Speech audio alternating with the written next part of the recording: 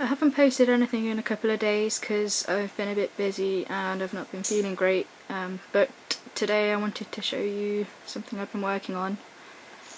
I've been kind of trying to experiment a bit around the themes that have been given for the Foundations Reveal competition this year, so I've uploaded some pictures of a Union Jack corset I'm making, which is sort of my take on the Symington's Diamond Jubilee corset, but for the Diamond Jubilee this year.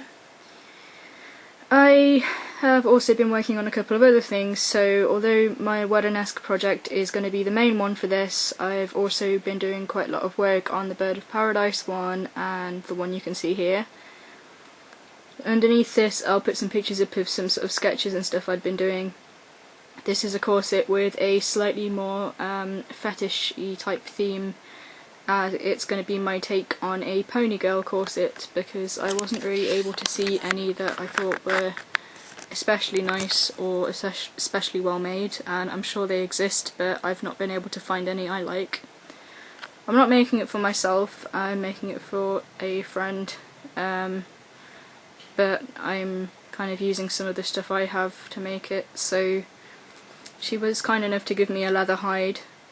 So this is black leather, it's quite thick, and it's going to be sort of flatlined to Coutil when my next order of Coutil gets here. It's black, and I will be using some of this, which is faux leather binding down it.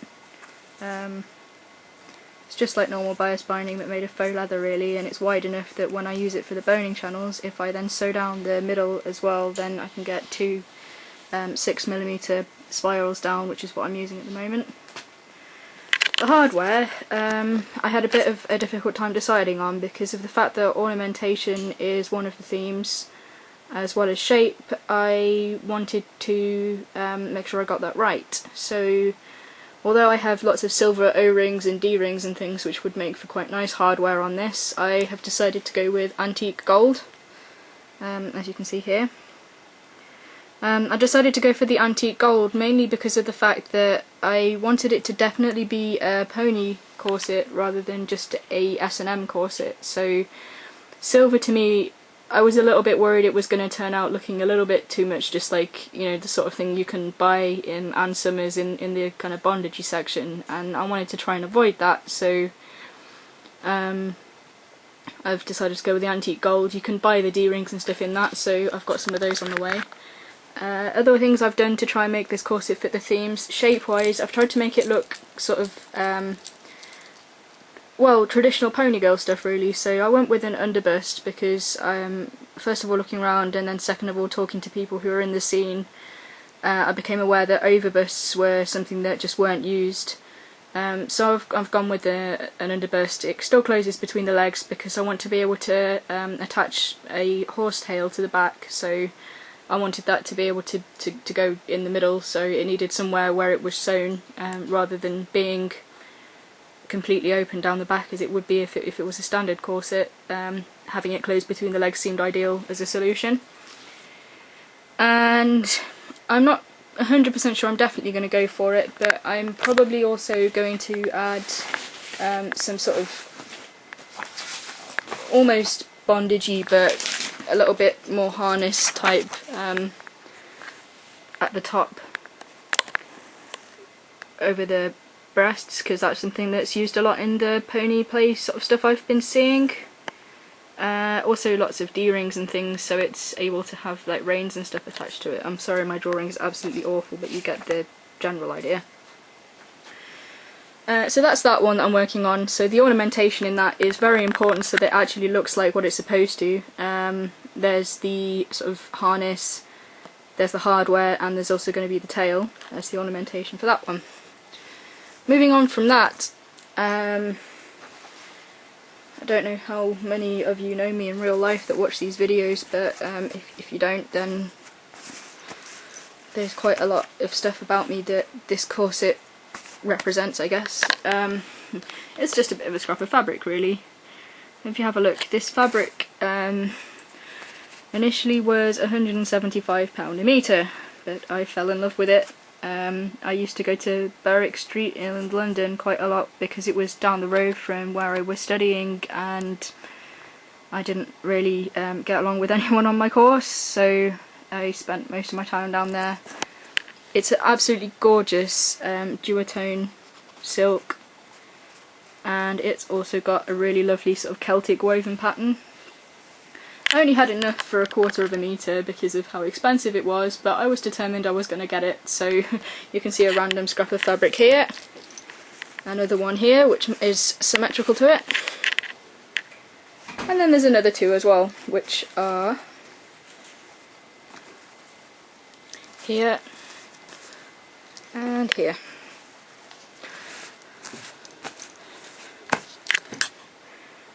You may be intrigued as to what it is I'm actually making. I'm just having a look on my wall to see if I can show you. Unfortunately no, the one I want to show you has fallen down.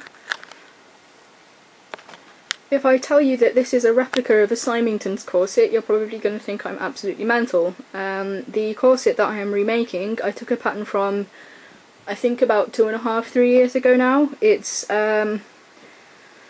the quite well-known ventilated corset, so it's an overbust, or sort of a more mid-bust than overbust, but I believe it's from the 1890s, and it has the waist section has just like strips of bone encasing coming down.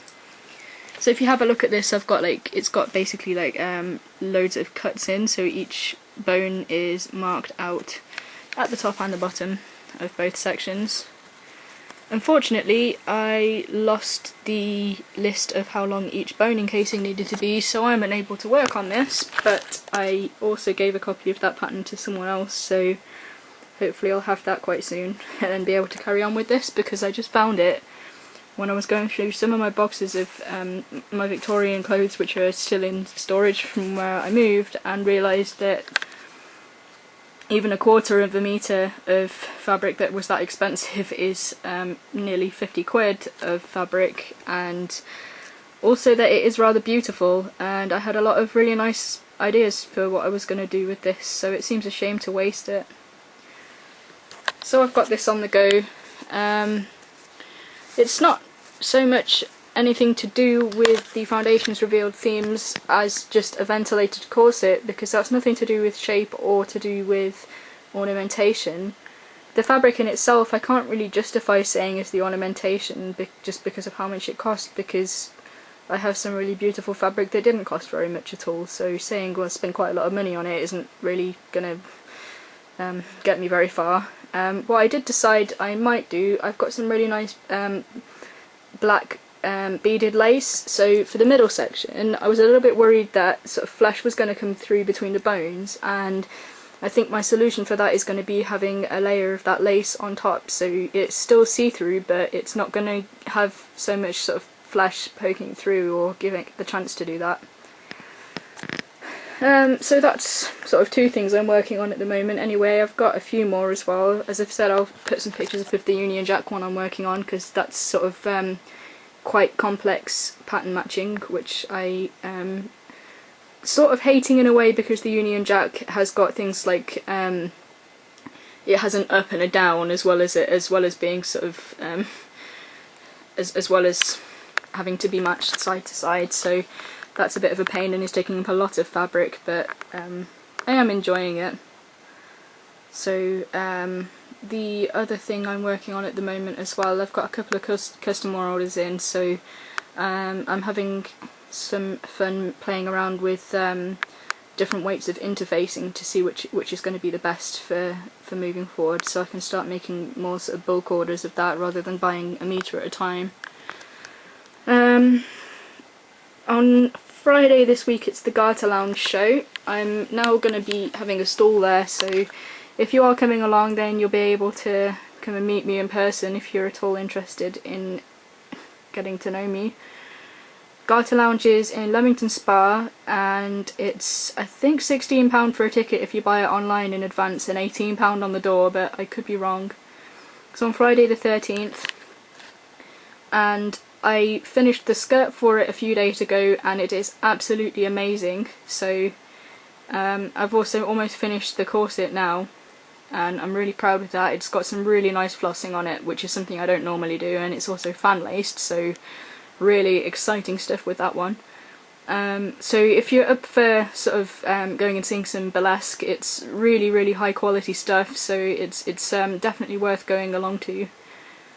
And it'll be a brilliant night out, and as I said, there's also other stall holders there than me, so if you do like that kind of stuff, then you would be in for a treat, and it's definitely going to be an awesome night, so hopefully I will see some of you there.